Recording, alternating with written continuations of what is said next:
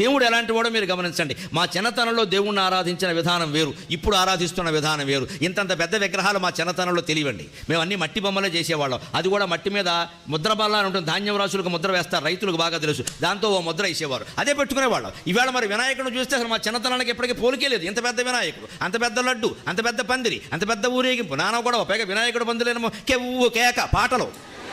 వినాయకుడికి కేకకి సంబంధం ఏంటి? వినాయకుడు పందిలో రికార్డింగ్ డ్యాన్సా, సినిమా పాటల డ్యాన్సా? వినాయక చవితి నవరాత్రి ఇప్పుడు ఆధ్యాత్మిక ప్రసంగం, హరికథ, ఒక నాటకం పర్వాలేదండి. అమ్మాయి చూసింది అరనవ్వే నవ్వింది మత్తప్పి కుర్రాళ్ళు మంచాన పడ్డారు. ఎవడు వినాయకుడు పడ్డాడా?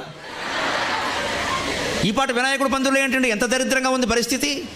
దేవీ నవరాత్రులు, వినాయక నవరాత్రులు, క్రిస్మస్ లేదా మహమ్మద్ ప్రవక్త పుట్టినరోజు జరిగినప్పుడు ఇవో పాటలు. ఆ మహానుభావుల్ని మనం గౌరవించాల్సిన విధానం అదే. కానీ ఎందుకు వేస్తారు? అలా వేయిపోతే కుర్రాళ్ళు రారండి అంటే కుర్రాళ్ళు రావడం నీకు ముఖ్యం, వాళ్ళు చెడిపోతున్నారనే విషయం నీకు తెలియట్లా. కుర్రాళ్ళు రావడం నీకు ముఖ్యం, ఎందుకంటే పెద్ద ఎక్కువ మంది వచ్చారు, మేము పెద్ద పందిరి వేసాం, బ్రహ్మాండంగా నడిపాం అని చెప్పుకోవాలంతే. వినాయకుడు అక్కలేదు, భక్తి అక్కలేదు. అలా మార్పులు వచ్చినట్టే ప్రతి దాంట్లోనూ వస్తాయండి.